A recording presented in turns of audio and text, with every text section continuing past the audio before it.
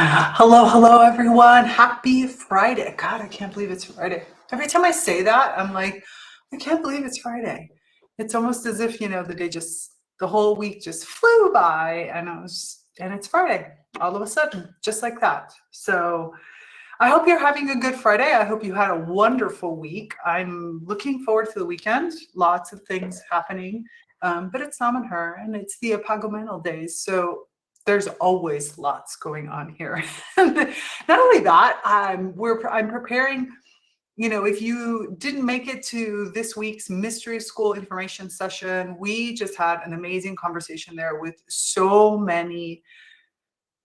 just so much to say about the school. And we had Crotalo Sesamo with us to answer questions. That was really fun. So, of course, part of my task now going forward is to put together, what the school is going to look like, what a Sprout-based school is going to look like. Because that's the thing that makes this different, right? We've got that Sprout sort of optics that we're going to look at.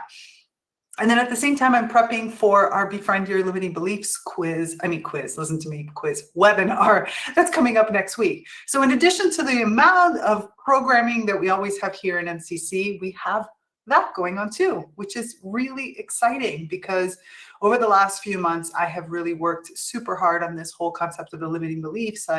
Spider Plant and Himalayan Cedar and I have been working really close, and there's just so much going on, but in a great way. Like, I'm energized and I'm pumped and I'm looking forward to today. So today we're going to have a conversation about I don't even know what it is. I don't know if it's a paper. I don't know if it's an essay. I don't know if it's just field notes. It's something I found called Conversations on Plant Sensing by Natasha Myers from York University. And it just says notes from the field. And it doesn't really get into many details around it. And you know me, I like to read this with you. I want to have that first blush. I want to be able to make sure that we're looking at it together. The only thing I do is kind of skim very quickly just to see if it's appropriate, because every once in a while you have something that sounds like an amazing title and then it turns out that it's a completely different discussion.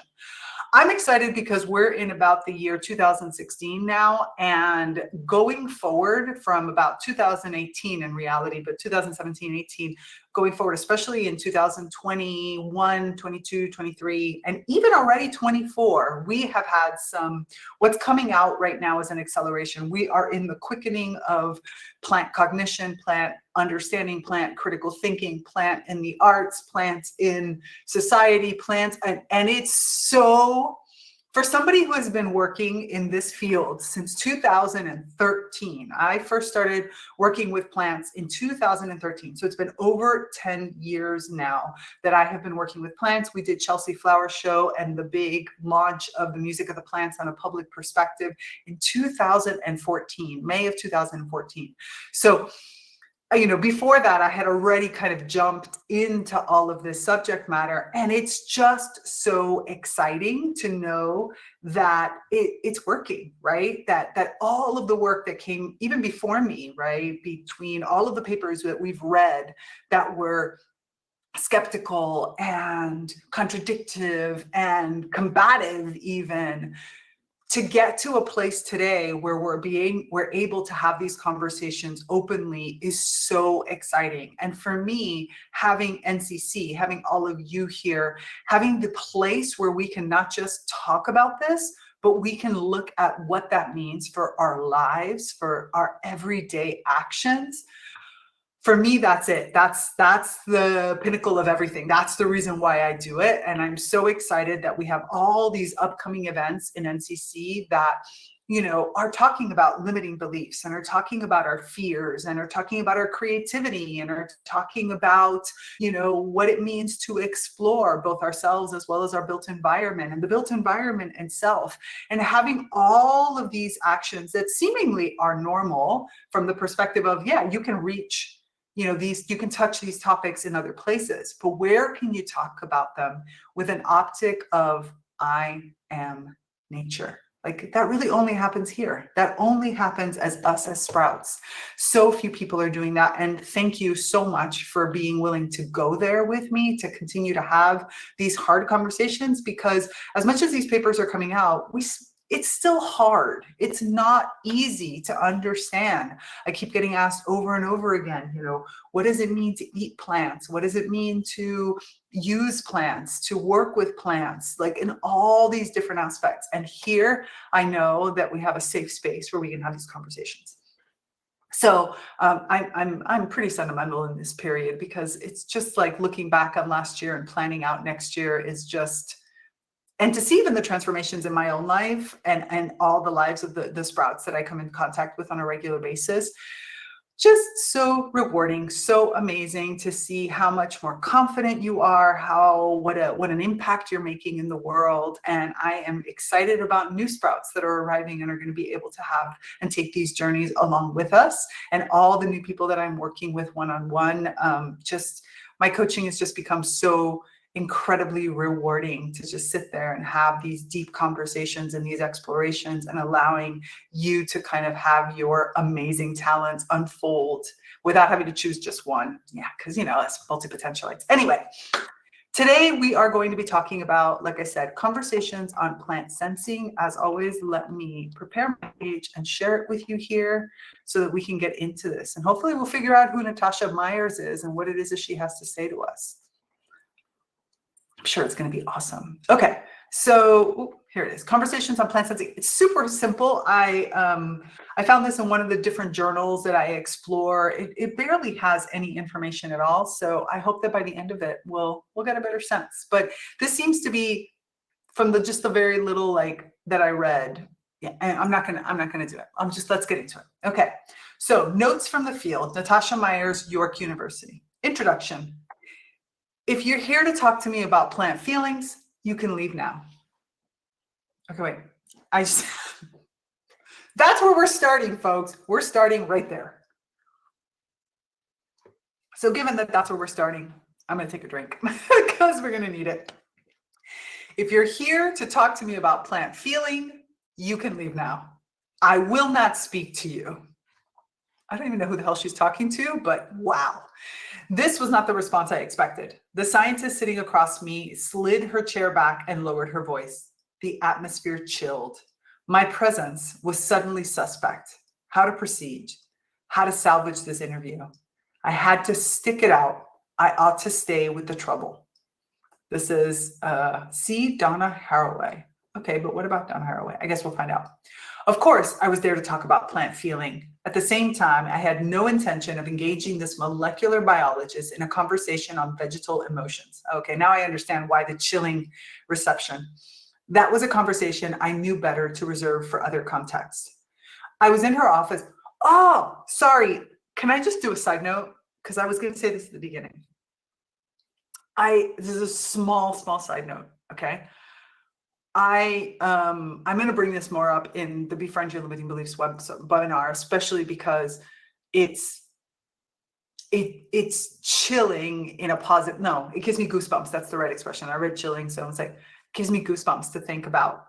If you remember when I kind of updated you, I think I did a whole podcast episode when I updated you on my latest research in my personal research into the connection with plants and, reawakening my subtle body of imagination and working in all this way. And what my group arrived at was basically love, like love in its purest, in its emotional form. And the other day we were doing a series of operations here in Damanhur, and basically in my group, I had, without really looking for it, kind of come to the final conclusion, or we had kind of all converged, all of us in the group, to this fact that the deeper our connection with plants grew, the more our connection to universal or unconditional love, to that really eternal love, that base of everything.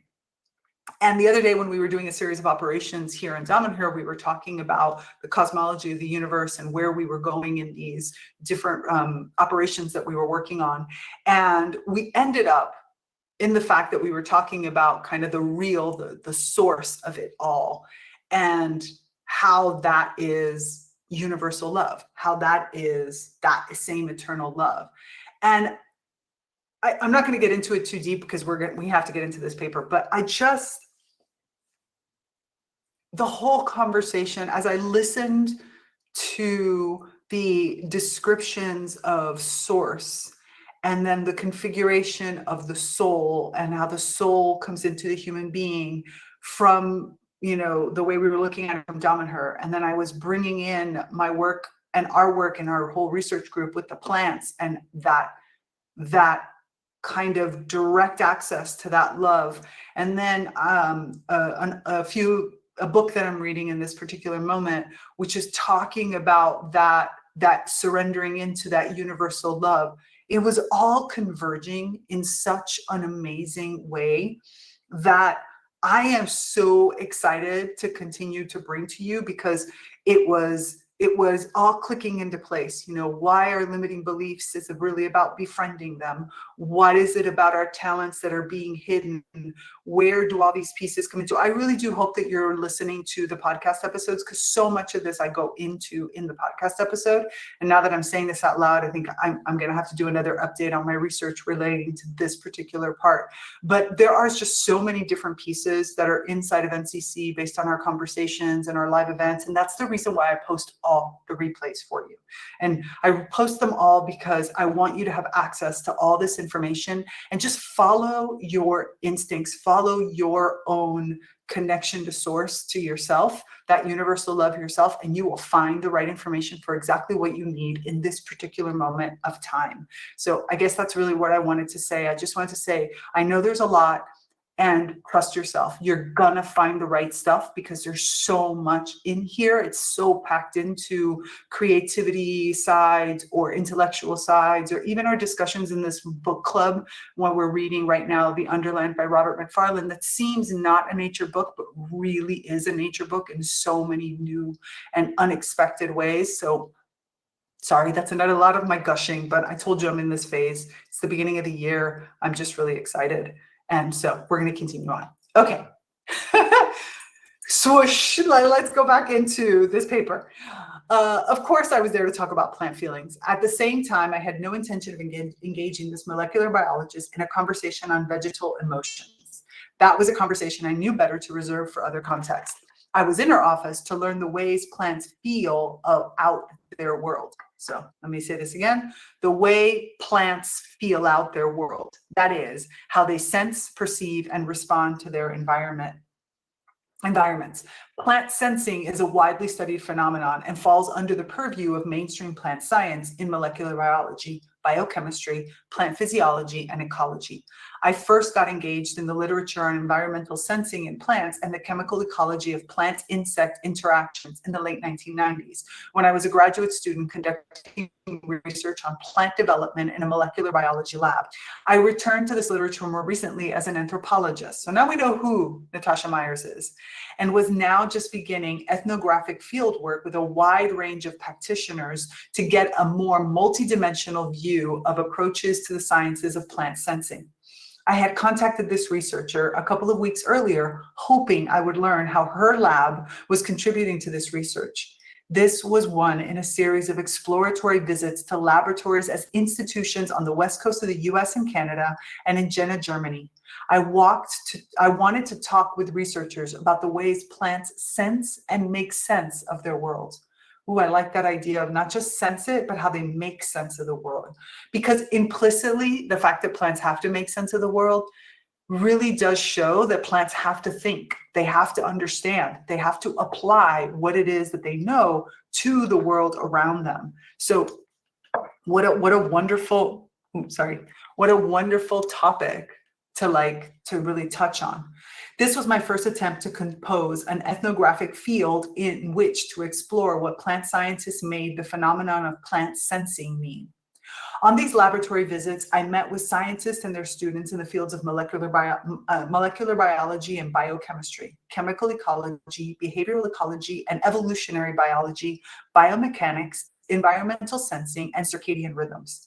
These researchers worked with a range of different species, including Arabidopsis thailandia, a common weed. It's not a weed. It's not a weed. It's a type of watercress and one of the most closely studied model organisms in plant science. If you were here last week, you heard me also rant a little bit about Arabidopsis, because I'm wondering if the Arabidopsis used in laboratories really have forgotten that they're wild plants. and have forgotten their true nature, but that's, neither here nor there. Tomato, sunflower, wild tobacco, and orchids. They're questions by which plants can perceive when another plant is shading their leaves. Tomato plants can apparently discriminate between the kinds of light generated by cloud cover, shade from buildings, and the light that reaches them through the leaves of other plants. Okay, slight swoosh. I'm going to tell you a little story about tomato plants, which I'm probably going to get into more in probably Wednesday. When we do our next next Wednesday, when we do our next iSprouts gathering, because it's something I'm still trying to wrap my head around. So you might not know this about me, but I'm one of those rare people that actually doesn't like tomatoes. I don't eat tomatoes. I do not like the taste of tomatoes. It's one of the 3 foods that I'm like, if I never see a tomato, I am a happy little camper. Yes, I can do certain tomato sauces in things, but I don't love it. I prefer a white pizza to a red pizza any day, okay? In my house, we never have tomatoes because I don't eat tomatoes, right? I have had some sun-dried tomatoes in the house, but I have never had tomatoes. I was attempting to sprout a seed of something that, some leftover, a leftover, you can say, of a plant from my kitchen. And I grabbed some dirt, which comes from dirt that I have here at home for my gardening, for the house plants, and for other plants around me. And I put it in a pot and put it in my bathroom because that's one of the places where I get the most light. And something started to sprout. And I thought what was sprouting was the thing that I had planted.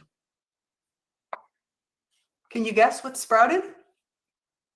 I have a tomato plant in my bathroom now. I don't eat tomatoes. I have no relationship with tomatoes. Why is there a tomato plant in my bathroom? I don't know. But I did not have the heart, obviously, knowing me, to kill the tomato plant simply because I do not have a relationship with tomatoes, nor do I ever plan to eat the tomatoes should this tomato plant ever choose to bloom. But tomato is currently there, and I have no idea. And exactly, Michelle, I apparently need a relationship with tomato. And I have no idea yet why, because I'm waiting for tomato to kind of get a little bit bigger. Although tomato is now pretty big, but I have a tomato plant. So anyways, that was just an aside because they mentioned it. And I'm sure we'll talk more about it. Okay, tomato plants, it's just, they are talkative. They are talkative. I am agreeing with you, Michelle, completely talkative. So tomato plants apparently discriminate between the kinds of light generated by cloud cover, shade from buildings, and the light that reaches them through the leaves of other plants. An adjacent lab had several researchers developing sunflower as a model system to learn about what they call anticipatory behavior in plants. Oh, Jill, that's a cute way. Limiting belief in tomatoes' heart needs balance. I like that. I like that. I have no ill will to tomato plant. Honestly, I don't. But obviously tomato has something to teach me about, this very important plant in the culture in which I live. So I guess that's what it is. Sunflowers, it turns out, not only track the sun during the day, they also move through the night in order to be in the right place to greet the sun the next morning. Another lab delved deeply into the ways orchids and insects get involved in acts of pollination. One postdoctoral researcher I interviewed studied the evolution of pollination mechanisms in a family of orchids that have figured out how to catapult their massive pollen-bearing organs with great force at visiting bees. Reeling from the force of such blows, apparently the bees quickly learned to visit the harmless female flowers of the species and, in so doing, participate in the act of pollination. Conversations with these researchers made it clear that plants have incredible sensory dexterities and that they can make sense of and actively intervene in their worlds. Duh. It's so amazing to me that we can see that so clearly through the research. And yet when you go and you ask, again, that molecular biologist, the first thing that you get is resistance at having a conversation about plant feelings. I don't know why. The conversations that unfolded over the course of these encounters were riveting. I learned a great deal and was full of inspiration for the next phase of research. And so I arrived in this molecular biology laboratory primed for more. I was here to learn about plasmodesmata, those microscopic structures unique to plants that link all cells in a plant to one another. Plasmodesmata desmata are channels that traverse internal cellular membranes, the endoplasmic reticulum of all the cells in plants, and allow for the rapid and systemic movement of proteins, DNA, RNA, viruses, and other large molecules throughout a plant's tissues. These tiny structures were, I anticipated, crucial to the story of plant sensing. Plants have no nervous system to connect up their wildly dispersed tissues, including the roots, shoots, stems, leaves, flowers, and fruits that make up their complex and filigreed bodies. Plasmodesmata transform what it means for a plant to be multicellular. Indeed, connected cells from what is known as a symplasm, a continuous cellular connection that extends throughout the plant. I had long imagined that these intercellular sensations, though through its wildly distributed tissues. A remarkable feature of plants is that even as they grow, move, and sense from so many distributed nodes, they cohere in a way that suggests that each root tip is connected to the meristem of each growing branch or bud. Think about that. Think about these connections. No central nervous system, and yet so much of the body completely disconnected from the perspective, decentralized, not disconnected, decentralized, the ability to have this continuous motion and this connectivity in so many different ways. It's just amazing to me. I have come to see a plant's manifold meristems, its million-fold nodes of growth, as centers of indetermination, each an ongoing experiment in and with the world. I love that expression, an ongoing experiment in and with the world. I wish we would think of ourselves as an ongoing experiment in and with the world. I think it's even in, with, and as the world. Because in reality, we are nature, right? So we're all of these. And I think that the more that we get into the plant mind, I think the easier it will be for us to continuously connect and understand who we truly are as the expansive beings that are in the world, in nature, with nature, and as nature. Materializing what comes to matter for that branch or leaf or bud, now and now and now. Could plasmodesmata be the cellular structure that enables such a wildly distributed and multiply interested body to cohere, to hang together? Did plasmodesmata endow plants with a nerve-like network to propagate energies, intensities, and effects throughout its body? But perhaps I was getting ahead of myself. Perhaps my own near numinous meditations on plants were getting in the way of me listening to what the scientists were actually saying. Wow, we have a very long footnote here, so I'm going to read it. Ready? This is my footnote voice. Some biographical context is perhaps helpful here. In the midst of my training in plant molecular and developmental biology in the late 1990s, I was lured into new ways of thinking about plants by apprenticing with practitioners at the margins of mainstream science.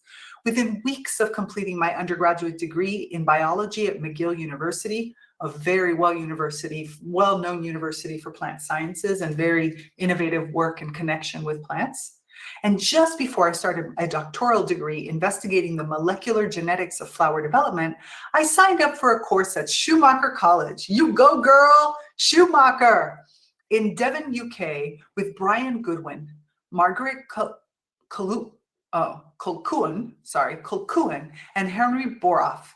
They introduced me to the works by others, including Craig Holdgreer and Lynn Margulis. Margulis. I can't remember how she wanted to pronounce it. Lynn Margulis and Dorian Sagan. In very little time, my thinking about life and science were utterly transformed. My connection to plants was also intensified through dance.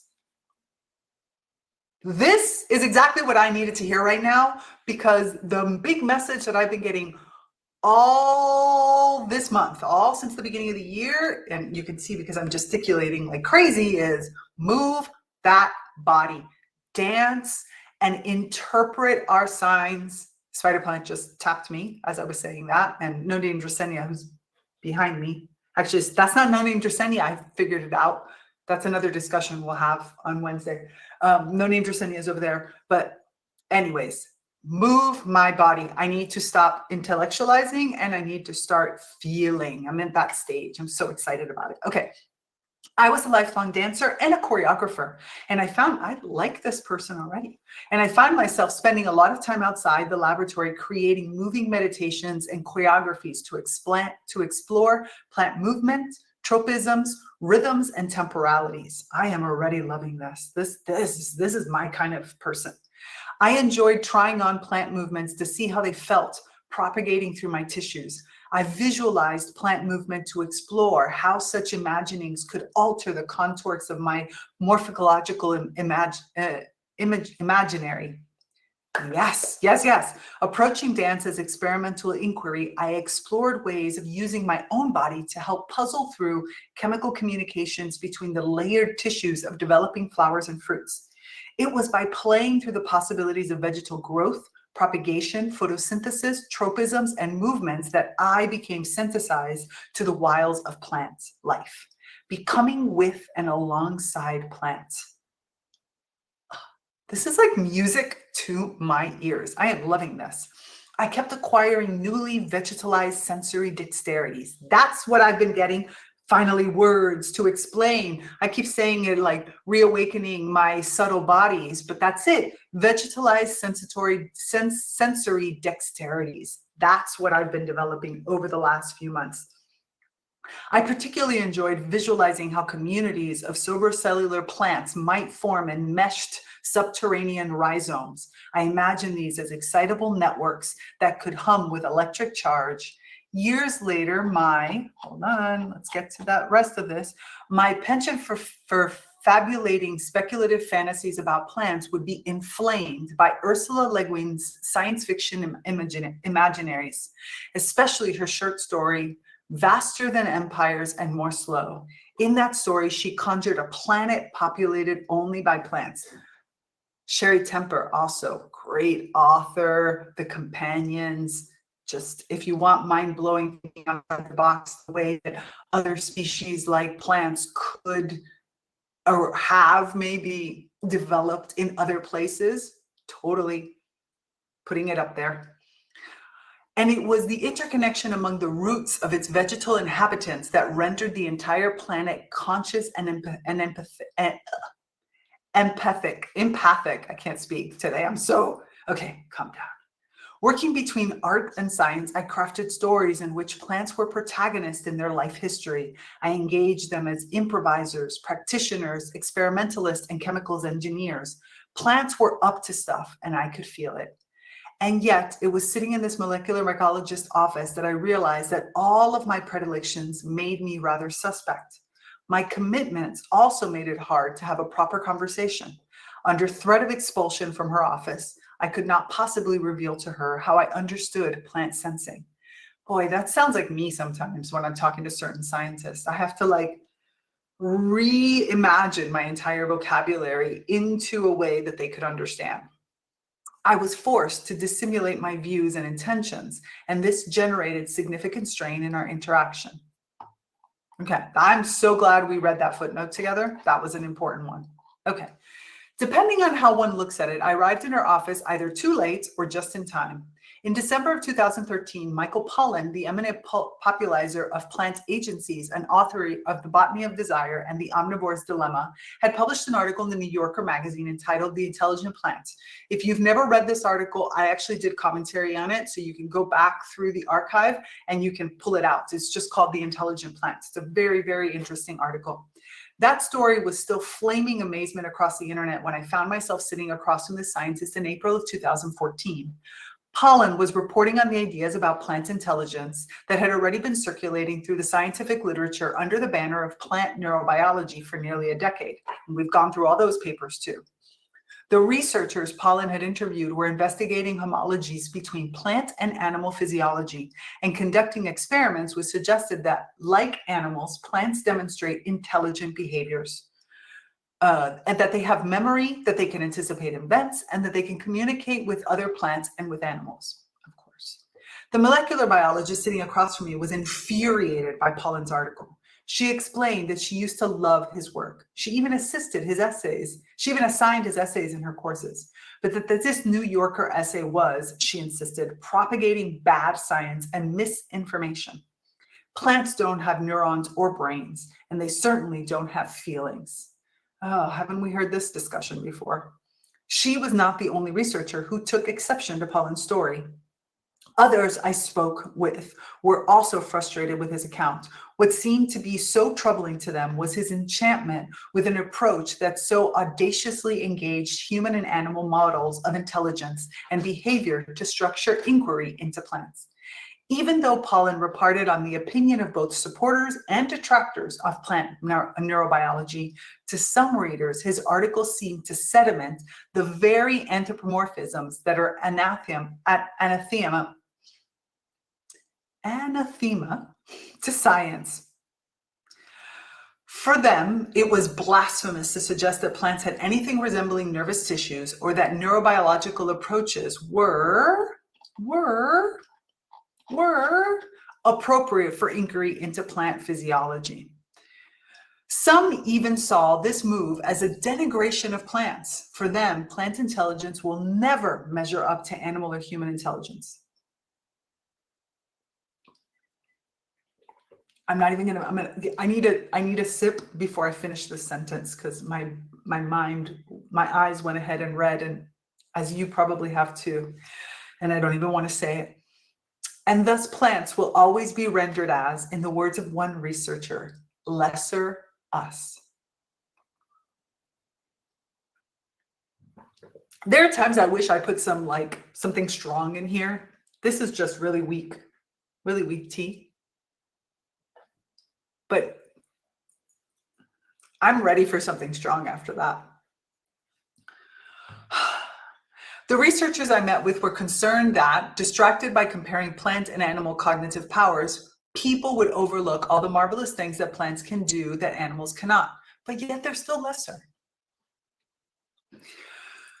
They reminded me about the remarkable ways that plants harness sunlight to pull matter out of thin air, and about plants' alacrity for synthesizing chemical compounds like caffeine and nicotine. I tried to save the situation. Having made the journey all the way here, I at least wanted to learn more about her research on plasmodesmata. I had to negotiate carefully, as there was so much that I could not reveal, as per the note that we already read. I assured her that I was not promoting the idea that plants had feelings, and that I agreed that the very concept was problematic. I admitted that, as an anthropologist, I was interested in what journalists like Pollen and wider publics made plant feeling mean. It took some effort to convince her that I was committed to communicating her research correctly. I mobilized my expertise and credentials. I emphasized that I had graduate training in the plant sciences and molecular biology. I was not a journalist out for a sensational story, but a tenured professor on a full year sabbatical doing serious anthropological research. You know what this reminds me of?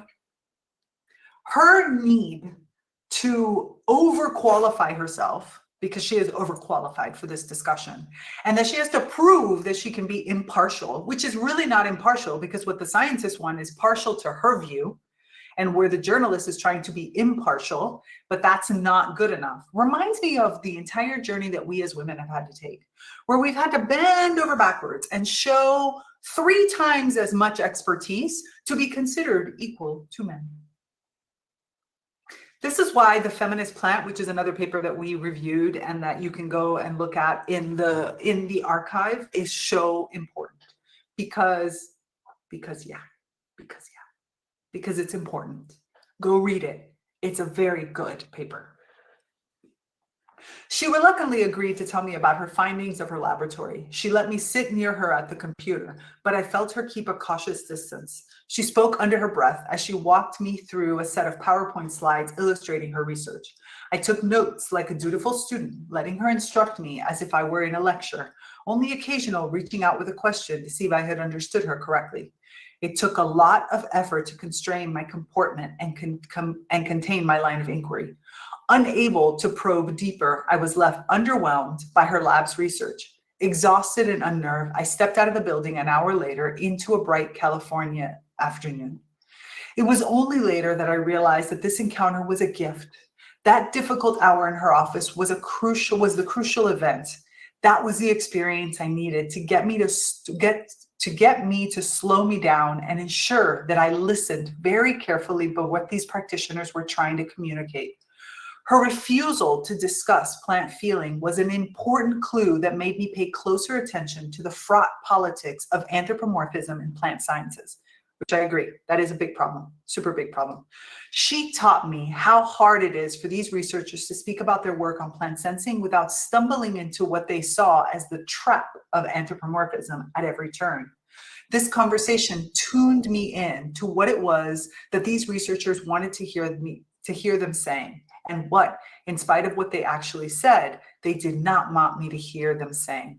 In this process, I also had to confront what it was I wanted to hear them say and what I wanted to make their research mean. Moreover, these conversations helped me to see that anthropomorphism is not always a trap.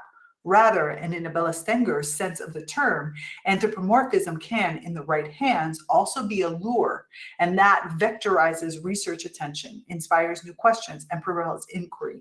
This is the big conversation that Susan Simard also and Peter Woolliman have been having, right? Where Peter Woolliman goes to the other extreme. He anthropomorphizes at the extreme, really showing plants through the optics of an anthropomorphization, of a humanness to a certain extent. Where Susan Simard tries to show similarities between, in my experience, this is all my opinion, tries to show similarities between the way that the plant does things and what we might see similarly in humans, but doesn't go so far as to say it's all the same and to use that exacting language. And I think that there is a flow here, and I really appreciated her note, you know, Natasha Myers' note about the way she experiences. I find, this is in my own research, and I would love to hear what your thoughts are on this, and also whether or not you've experimented with this, and if not, note to self, try it. When you step out of language models, and like she was talking about, she was using dance, she used the body to feel the tropism, to move in another way. Sure, we do not have the bodies that plants have. We're going to be operating at a much faster speed. We're going to be operating differently. But rather than trying to go through the logical mind to understand the plant's experiences, using the body really just takes you into a different headspace. It takes you into a way of processing that allows you to more feel. Going back to my conversation that I said a while ago in my aside, now I understand why I was guided to have that aside about love. The thing about it is that the real language of the universe, the language that we all speak in some ways, is the language of our emotions. The only way that we are going to be able to understand, have you ever noticed that when you are out and about and like you come into a different country and you meet somebody, you might not be able to understand the words that they say, but you can get a sense for what they're trying to tell you because you feel their emotions. When you are with a cat or a dog or any animal, I used to have snakes and lizards and I still felt the same thing. You can feel them in a way. Nobody says that a snake or a lizard experiences the world the way we humans do. Nobody says that they think in the same words or the same imagery or the same understandings that we do. But I could feel the snakes that lived with me. I could feel what they wanted, what they were experiencing, what they needed. If I gave myself the chance to really slow down and listen with my body, I could feel it. And I feel like what she has done in having that somatic, having that experiential approach allows her to see this gift in a different way than if you were only approaching this from an intellectual perspective, and therefore you need metaphors that are close to you and that you truly understand. So it's an invitation in this year of really exploring your body more as an antenna for connection and using your emotions more, whether through drawing and creativity, whether it's through movement, song and dance and all these different things, to use that and lean on that a little bit more as your language, both for your own interpretation of self, because that's what allows you to connect to your divine connection. And that divine connection is the connection we all share, right? We all share that. And no matter what species, no matter whether you're a fungi or an amoeba, or it doesn't matter, we all share this landscape, this morphogenetic field that we're all in, and therefore the language of that emotion is the one language we can all count on to really get that. Making that language pure is not easy. It's very easy to color it with ego and fears and desires, like and apply our thoughts. But anything that allows you to get out of that space and disconnect from your ego and disconnect from your conditioning, and just express without any of the human-made models that exist, just feel it, and you don't have to explain it to anybody else, because you know what it means, because you're the one that's feeling it. It's just another one of my little swooshy signs. I think I'm going to need to have like a little, either like a little sign or something, or something that I put that like says, side note. I don't have any kind of music or anything like that. I'm going to think about it. The plant turn. This report from the field offers a contribution to what might be best called the plant turn, a recent swerve in attention to the fascinating lives of plants among philosophers, anthropologists, popular science writers, and their wildly distributed, electronically mediated publics. Very recently, a suite of new works have appeared, including philosopher Michael Marder's Plant Thinking, A Philosophy of Vegetal Life. Not so new now it's 10 years ago, but it tells you a little bit. Philosopher Matthew Hall's Plants as Persons, A Philosophical Botany. We have talked about this. Scientist and educator Craig Holdrigg's Thinking Like a Plant, a living science for life. Scientist Daniel Chavovitz, What a Plant Knows, a field guide to the senses. Oh, Chavovitz. That's another aside. I'm not going to get there. And anthropologist Eduardo Cohn's How Forests Think, Towards an Anthropology Beyond the Human. These extraordinary texts have been followed up by articles, the most notable of which are Pollan's essays in the New Yorker magazine and a 2014 article in the New York Review of Books by Oliver Sacks, The Mental Life of Plants and Worms, among others. Many of these, and if you find any of these other more texts than this, please send them to me. I mean, I have a very long list still of things, but mine, I have to admit, lately I've been missing the articles. I don't read a lot of popular, like, you know, sometimes I read The Guardian, but I think everybody reads The Guardian. But if you see anything in The Guardian or in any kind of other popular literature that you think I should review here and go through, please send it to me. I'd love to read it. Many of these texts encourage their readers to consider the extension of the concepts of intelligence, thought, communication, and cognition to plants, organisms that are hitherto seem so passive, so mute, so still. It is as if a kind of despeciated orchid fever has swept people up in the fervent collection and circulation of stories and plant agency. It is this a 21st century return of the craze associated with that sensational 1973 publication, The Secret Lives of Plants. Authored by Peter Tompkins and Christopher Bird, that text unearthed a bizarre array of experiments exploring the uncanny dimensions of plant memory, consciousness, and intelligence. The follow-up documentary, released in 1979 with a soundtrack by Stevie Wonder, was suffused with the textures and tones of a psychedelic culture attuned to occult practices and mystical experiences. In these accounts, explorers in the realm of plant consciousness waver between the figures of the scientific rationalist and the paranoid whose suspicions link plant consciousness to extraterrestrial communications and secret military operations. I'm not so much about the secret military operations, but I am about the extraterrestrial communications. But that's a whole other thing that often comes up in the mystery school and in Dumb and Hurting things, but we're not going to go there now. Engineers, plant whisperers invoke the rhetoric of cybernetics in experiments that wire their potted plants up to electronic circuits. Some experiments attempted to use plants as living lie detectors. Yep, Cleve Baxter. Reading plants' excitable tissues as registering in the form of electronic shutters, subtle shifts in human emotion. Unfortunately, the plants in many of those experiments merely became transducers for human effects and aspirations. In effect, the experiments generated deeper insight into the people who designed them, rather than any profound knowledge about what it is that plants are up to. And this was some of the backlash that happened to The Secret Lives of Plants. Unfortunately, so many of these studies at the time were not able to be duplicated, and so therefore they created a lot of mistrust. And it's such a sad thing, because I think that they're way ahead of their time.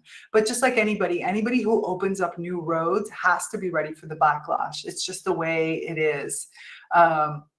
So it's just the way it is. So wait, Jill, Jill's talking about my snake character. Yeah, snake character in Little Prince knew what Little Prince needed and spoke it and sent him home with snake power. Exactly.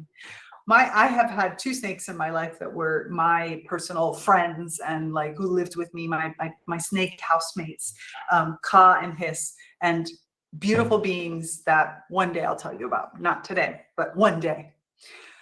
Why now, long after the experiments in The Secret Life of Plants were debunked by skeptics and regulated to the detritus of New Age culture, are people again so compelled by stories of plant agency?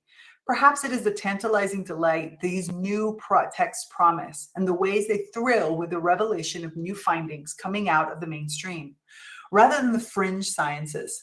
Astonishing phenomena such as plants' ability to remember the precise timing of the last frost and the discovery of a kind of swarm intelligence in roots seems to promise so much for radical reconfiguration of theories in philosophy, anthropology, and beyond.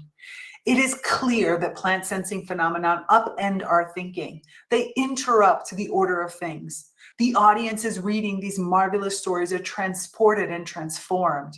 That innocuous patch of green lawn, those tree roots pushing up through cracks in the concrete, the sweet aroma of that first spring bloom. These stories promise that your view of plants will be forever changed. My contribution begins by turning to the very people who are so thoroughly caught up in this tropic turn to plants. These are the scientists whose careful experiments have turned them into a rich sensory world of plants. To do their work well, they must commit themselves to the care, nourishment, and propagation of plants. They must observe plants' slow growth day by day in their laboratories, greenhouses, and fields. This is the kind of attention that Nobel Prize laureate Barbara McClintock cultivated in her genetic studies of maize. Accounts of her experience clue me in to the way that people's perceptions of plants can deepen over time. As a maize geneticist, she spent her summers running experiments on corn in agricultural test fields. She recounted to her biographer, Evelyn Fox Keller, "I start with the seedling, and I don't want to leave it. I don't feel I really know the story if I don't watch the plant all the way along. So I know every plant in the field. I know them intimately, and I find it a great pleasure to know them." So I should tell you that of all the locations in my home where plants live, the bathroom plant is probably the plant I spent the most amount of time staring at. Not because, I mean, obviously we all use the bathroom multiple times a day, but it's not just because of that. There's something about that location right near the window, right there in that, it's not a very big bathroom, that allows me to observe. And I wonder if Tomato knew that. I wonder if there's an opportunity there for me to connect to Tomato in a completely different way. And that's where, I still don't know where that tomato seed came from, by the way. No clue. But I do think that that's part of the reason why Tomato is there. Of all the places where I could have put a seedling, why there? The place where I observe the most every day, every little bit of growth I am seeing from morning, noon, and night. McClintock felt compelled to keep pace with her plants as they grew in the hot summer sun. Her experiments demanded intensive labor, and she worked closely with the plants. She cultivated new modes of sensory perception and attention. It was only by gearing her attentions and labors to the temporalities of her plants that she was able to cultivate her celebrated feeling for the organism. Eventually, she saw past the static forms we normally register and recognize plants as active agents. Animals can walk around, but plants have to stay still to do the same things with ingenious mechanisms. Beautiful line. So true. So true. Things we know. They can, she asserted, do almost anything you can think of and have an immense capacity for movement in ways that are fantastically beyond our wildest imaginations. In the process of their careful work, plant scientists learn to pay attention to what it is that plants pay attention to, from the subtlest shifts in the gradient of nutrients in the soil to the most minute changes in the chemical bouquet of their surrounding atmosphere, to reconfigurations in the web of relations that they catalyze with microbes, fungi, pollinators, herbivores, and other plants. To do their work well, scientists must give themselves over to their inquiry. They must get entertained. No, they must get entrained, not entertained. They must get entrained to plant behaviors, rhythms, and temporalities. They must learn to elicit and observe a range of phenomena that many others will never behold. Through their instruments and experiments, they get themselves thoroughly entangled with plants, and over time, they come to learn remarkable things. One researcher confided that he knows things that he just can't publish yet. The data hasn't yet caught up with his intuitions and what he has learned through his intimate and intensive work with plants. That line right there is the testament to plant communication that our scientists are still not able to talk about. It's right there. That is plant communication. That is the proof. That is the proof right there. The scientists who are with plants every single day so closely feel it. The ones that give themselves over. I've seen plenty that don't give themselves over. I have met them. I have experienced them. I have been in those laboratories when I was doing my master's and in other moments. And I have seen those that still choose to disregard the plantness of that being. But those that do give themselves over, not only do they do amazing science, not only are those the ones that are bringing the true vegetal being to the forefront, those are the ones that are having a life-changing transformation for themselves. And that is all we can ask for, because those are the ones that are going to bring science to the place that we truly need. They're not going to just humanize science. They're going to plantize science. They're going to animalize science. They are going to bring in that emotional connection to the science, and they're going to be able to get so much more from it. One could approach these practitioners as vegetal epistemologists. Epistemologists, me and my big words sometimes. After all, these are the people who invest their efforts in figuring out what a plant can do, what a plant can know, and how plants can get themselves involved in the lives of other organisms. Caught in the effective and kinesthetic entanglements of their inquiry into plant sensing, remarkable things start to happen to researchers' own perceptions. Is it possible that practitioners' sensoria gets vegetalized, aka your plantness, over the long duration of their experimental inquiry? If so, how might their vegetalized perceptions and imaginations shape the direction of their inquiry and the ways they think and talk about plants? This is the entire expansion of perceptions, the awakening of additional subtle bodies that are part of our aura and our subtle makeup that are re-engaged when we step deeper into our plantness, when that vegetality becomes part of our complete essence of being. Here I offer preliminary thoughts on my conversation with a few of the many plant scientists I met in this first foray into the field. These encounters, I found myself feeding on scientists' wonder, awe, and excitement about the marvelous worlds of plant sensing and behavior, and exploring how far they were willing to go with their stories of their uncanny, amazing, and crazy things plants do. Remember, weird is your extraordinary superpower. Conversations with these practitioners revealed all kinds of productive ambiguities, slippages, and ascriptions of agency to non-human organisms. There was a remarkable wavering of between enchantment and disenchantment in the stories they told. They seemed to be pulled between near numinous stories of the marvelous sensory dexterities of plants and the disenchantments informed by a reductionist and mechanistic thought style that resists inputting any agency to non-human organisms. The enchantments in their stories often showed up when they extended their vocabularies. My God, it feels like this is like a manifesto for the nationally conscious community. When they extended their vocabularies and imaginations about forms of plant agency and intentionality, these were the moments when they let down their guard against anthropomorphic descriptions of plants and when they revealed the promise of crafting analogies for inspiring new ways of thinking.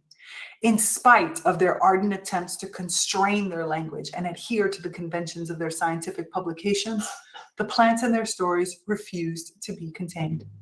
Plants, I learned, have memory and the capacity for learning and anticipation. They have a wherewithal to get interested and involved in worlds they actively make and unmake. And they have a kind of intentionality, curiosity, and interessement that allows them to articulate their sensory dexterities as they learn how to articulate and register finer and finer differences in worldly phenomena. Plants in these stories appear to be more than mechanical bodies reacting automatically to external stimuli. These scientists described the vegetal sensorium as open, responsive, excitable, and attuned to a world full of other interested bodies. These conversations taught me new things about the phenomenon of sense, sensation, and sentience.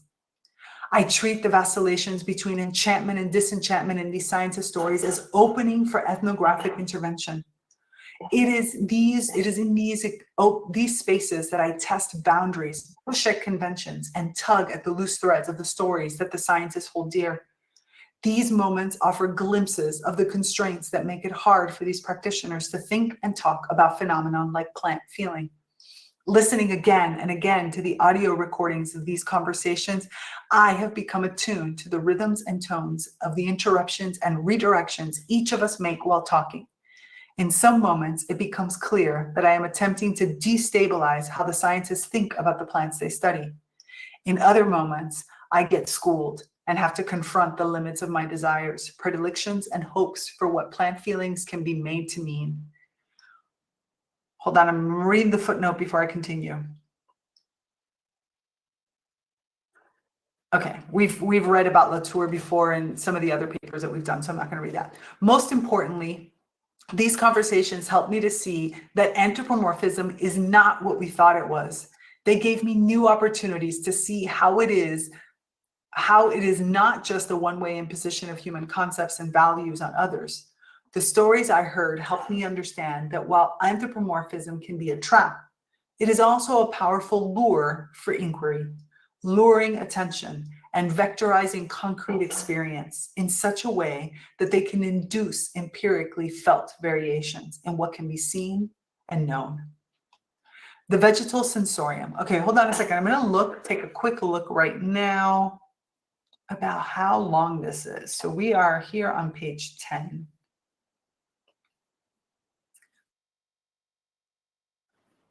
And where does this end? Whoa, this is a long one.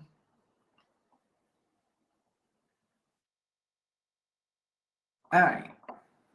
So we have about we're at page 10, folks. I'm going to keep going because I think this is we're not yet at a starting point, but we're probably going to have to do a two-parter again. Darn it. I'm starting to wonder if I need to just make these longer. I sometimes watch live streams on YouTube and they're like, 3 hours long.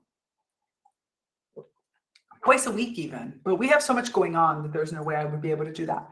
But I'm starting to think that our live commentary might have to turn into a 2-hour thing on Fridays. I mean, you can always catch the replay, so if you can't make it live, which is fine. But it just feels sometimes like trying to break it into two we just miss something. All right, I'm going to go a little bit longer because I want to get at least to the halfway mark. If page 28 is this, then I want to get to at least page 14, and let's see where that takes us. Are you enjoying this? Because I am riveted. I am like I'm like, you go girl, like this is exactly what I would want to write about. And the fact that it comes from such well-researched work is just so exciting. The vegetal sensorium. Stacy Harmer's laboratory at UC Davis conducts detailed molecular and physiological studies of circadian rhythms in plants. Circadian rhythms play a significant role in organisms' behavior and physiology and shape their ecological relations. Circadian rhythms are understood to be the means for organisms to adapt themselves to the regular periodicity of the geophysical world. Stacy's lab investigates the way that plants keep time using complex networks of interacting genes and proteins that are conceived as internal timers. These circadian clocks are sensitive to changing environmental signals, such as shifts in the number of hours of daylight over the course of a year, or the varying amounts of heat and cold, or humidity and dryness of each season. These clocks can also keep organisms on track even in the absence of environmental cues, an especially useful skill for those organisms that never see the light of day. Molecular clocks enable organisms to rhythmically modify their physiology and behavior over the course of a day, a season, or a year. They play an especially central role in plants, which, relying on the sun's energy, must adapt themselves to cycles of light and darkness, as well as to seasonal variations.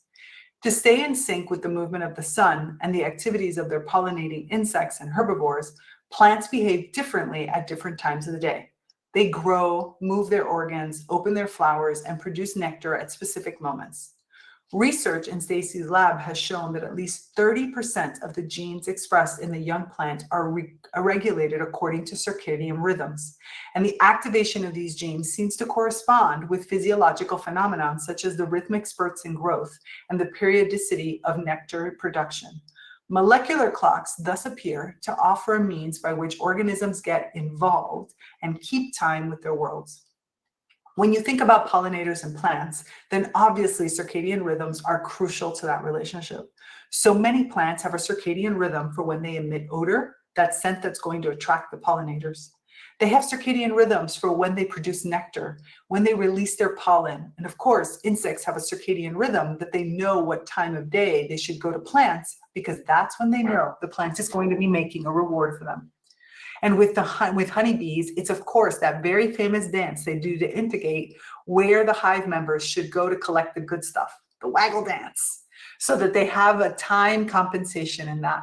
Because you know, that has to be part of it when they are migrating by the sun. You have to have a time compensation for that migration to be effective. So the pollinators absolutely have to use their circadian clocks to know where to go and to know when to go. And then plants have their clocks to optimize when they are making their rewards to promote intercrossing within a species. Stacy's laboratory contributes to a large body of research on circadian clocks in plants. Melissa is a senior graduate student working in a nearby laboratory where she studies circadian clocks in Arabidopsis thaliana. Friendly, curious, and confident, she was quick to respond to my request for an interview. She was working to develop her skills in the area of science communication and was eager to talk to me about the kinds of work I do. She was concerned that scientists aren't doing a good job at getting their insights across to a wider public. She wanted an opportunity to discuss what she sees as a serious problem within recent popularizations of the sciences of plant sensing.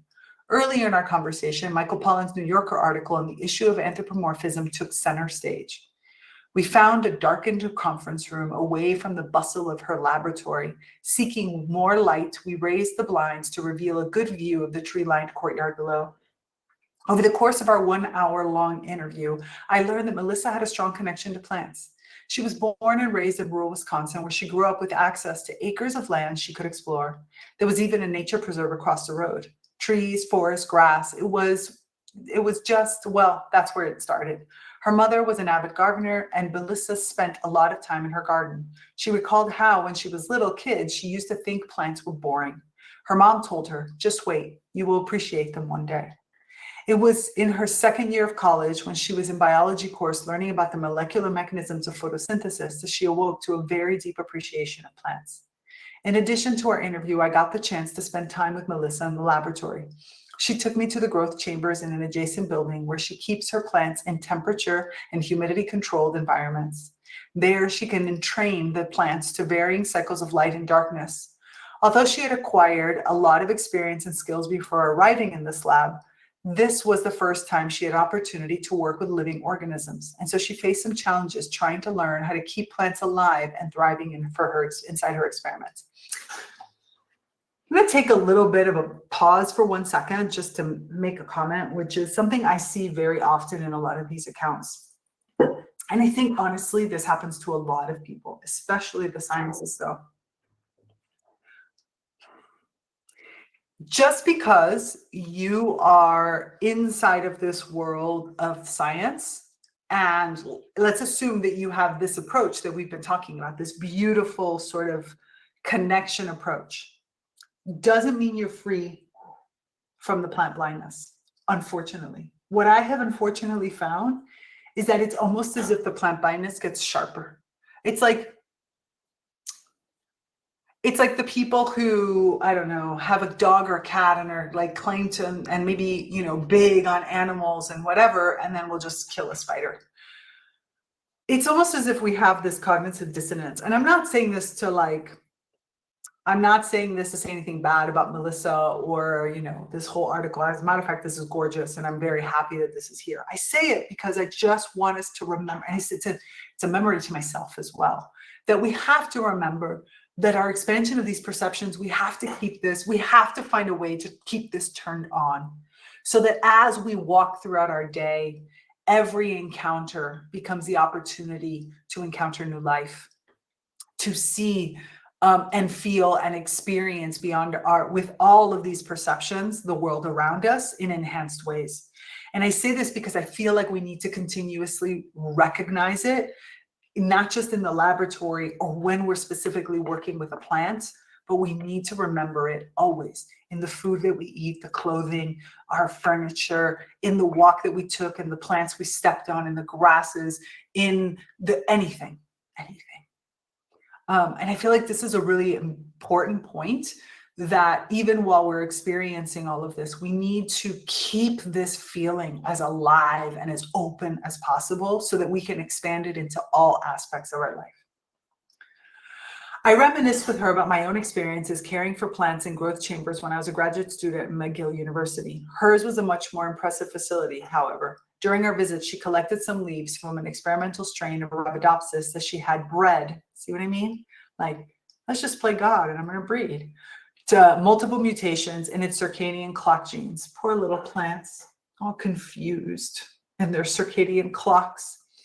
Later, she took me to the lab where I got to observe her lab mate teach her a new technique for counting the number of cells in each leaf.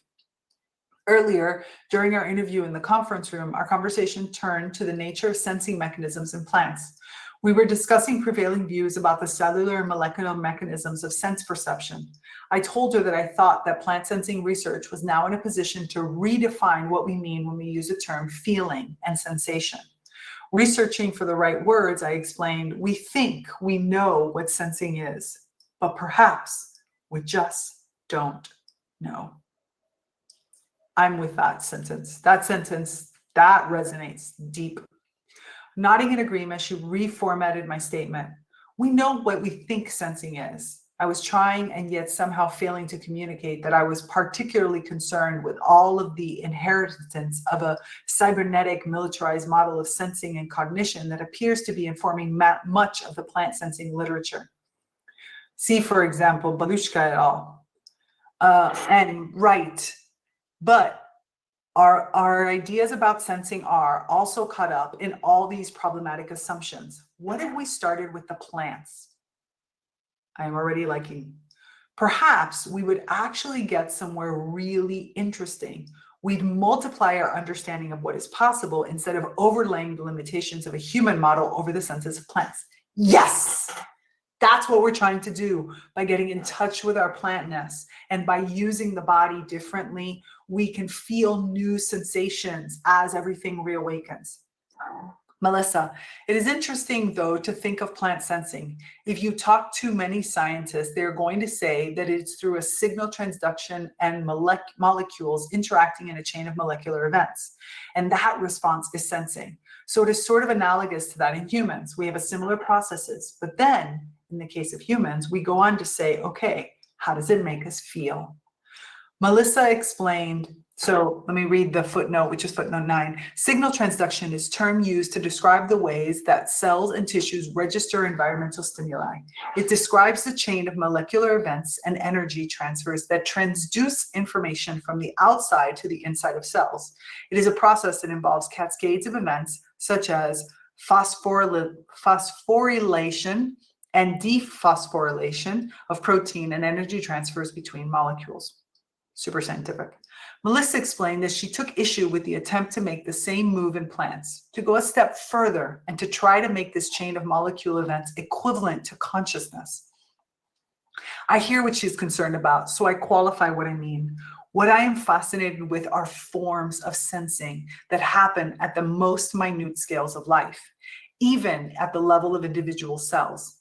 Thinking with recent work in cell biology and evolutionary biology that identifies cells as forms of self and with minimal forms of sentience, I suggest that perhaps any organism, single cell or otherwise, that can change itself in response to its environment could be considered sentient. I'm going to repeat this.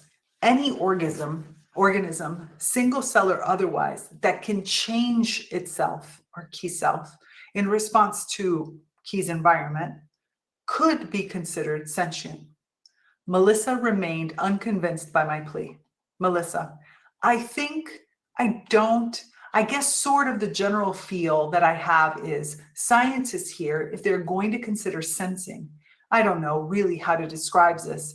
Is it not devalued, or is it not just stripped down? I mean, there's a lot of respect there, and I guess that I think that the link is not being communicated. Say more about that, says Natasha. When you say there are a lot of respect there, Melissa, because I think that there is, from what you were just saying, it sounds a little bit like to assume that a plant is maybe passively or responding in a way that is caused by a chain of biochemical reactions is to say that it is less important than whatever a human is doing. And I think that is not true. Yeah, it is as if you're suggesting that to characterize it that way at the molecular level is to be completely insufficient. It's as if there has to be more there. And I think it's important and it's arguably sufficient the way it is. It's just so crazy. It is so amazing. I really appreciate how she pushes back on me in this moment. For her, letting explanations rest at the molecular level does not denigrate plants. What she was telling me, what I finally heard her say, is that the mechanism itself is so fascinating, rich, and amazing.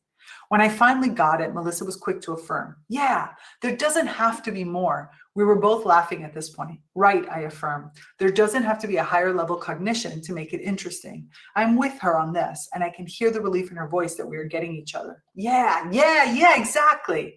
Buoyed by this shared understanding, I try another tact. So perhaps reducing it to a mechanism isn't actually so disenchanting, Melissa affirms. Yeah, that is exactly how I feel.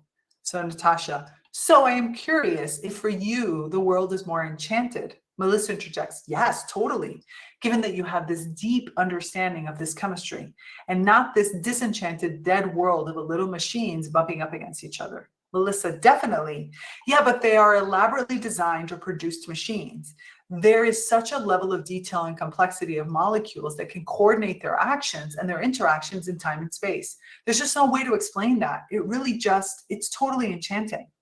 And if you think about it, right, this is the same exact thing that's happening inside of humans, which means that if we have all of these processes that are going on around, these thoughts and feelings and sensations, all that are part of these biological processes, isn't it easy to understand that plants might have them too? Whatever those may be. We don't know what they are or how they appear, but possible? It is perhaps this wavering between enchantment and disenchantment in scientific stories that we can find clues to where are the openings that might enable us to imagine plant sensing differently. Melissa is amazed at the ways that these complex and intersecting molecular processes hang together and cohere so robustly. I am taken by her description of molecules as simultaneously elaborately designed or produced machines and enchanted. And here she reminds me that my line of inquiry in our conversation and ubiquitous metaphors of molecular machines has shown that in the hands of practitioners, molecular mechanisms are anything but dead, disenchanted matter. What I have been learning is that in spite of great effort, mechanism and mechological analogies have failed to fully disenchant the life sciences. All kinds of enchantments, from animisms to anthropomorphisms, keep bubbling up.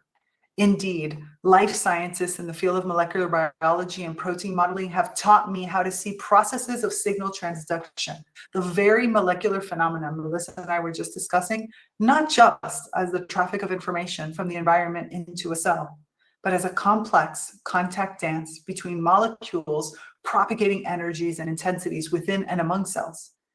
What if signal transduction is not merely a way of transferring information from the environment into the cell, but it is also a way of transducing information from the environment into the cell? Oh no, sorry, excuse me. It is also a way of transducing effects and energies through a body's excitable cells and tissues. What if signal transduction allows organisms to actively modify their biologies in response to their environments and also provide a means for them to actively intervene in their worlds? What if this kind of responsive molecular effectivity were the most basic kind of feeling? Is basic the right word there? Or would you use fundamental? More shared, common? Basic just makes it seem... Perhaps this remarkable molecular practice endows cells with both sensitivity and sensibility. In other words, perhaps signal transduction achieves the responsivity required not only for cells to sense, but also to make sense of their worlds. Some have proposed this process as the ground for a kind of cellular sentience and subjectivity. Might research on signal transduction open up a model of plant sentience that is grounded in the very sensitivity of plant tissues? Such a model would bypass any reference to cognition or a central nervous system. It would be a model in which the specificity of bodies, tissues, and cells matters. Plant tissues have unique sensibilities and transduce effects and sensations differently than animal or human bodies. The model would need to account for the specificity of vegetal sensoria and the peculiar kind of relations that each plant catalyzes with other organisms. Plant feeling would thus be a very different phenomenon than human feeling and would require researchers to cultivate different models of attention, distinct line of inquiry, and new ways of telling stories about what plants do and what plants know. What I learned from Melissa is that perhaps that is the place to begin conversations on plant sensing. Wow. Wow. Okay, we made it to page 15, where I got to make it to page 28, but I'm going to stop here because we're, about a little bit more than halfway through. I am riveted. Like, it's going to be hard to just wait another week in order to have this conversation, but I feel like if we're going to give it the right time, better for us to just wait another week and do it right. We're going to do it right. So I hope you've enjoyed this. I will post this recording as soon as it's ready. And I'm trying now, instead of doing version 1 and version 2 in 2 different messages, I'm looking to put them all together so that it's easier for you to watch the replays all the way through. But I would love to hear your thoughts on this, because this is really shifting the perception. And I really appreciate her very scientific yet vegetalized approach. You have my kind of thoughts as to why I think she's so well adapted for doing this and for having this discussion. But I'd love to hear your thoughts on this. I want to hear what you think is going on, and how she's experiencing, and why you think, if you think this is a good approach or not. I'd love to hear it. We will be meeting. Actually, hold on a second. Hold that thought. I actually don't think we are going to be meeting next week. No, yes, we are. We have one more week and then the final book club. I thought the book club was next week, but we're not. We have one more week. So we will meet next week, and we will continue this and conclude this paper. I am just really looking forward to this. And thank you so much for being here. Again, I look forward to your thoughts and your comments on this. And remember, Until we meet again, resist the urge to hold back your evolving green brilliance. This is me, Tigria Gardenia. We are out for today, and we will see each other again in 1 week. Bye.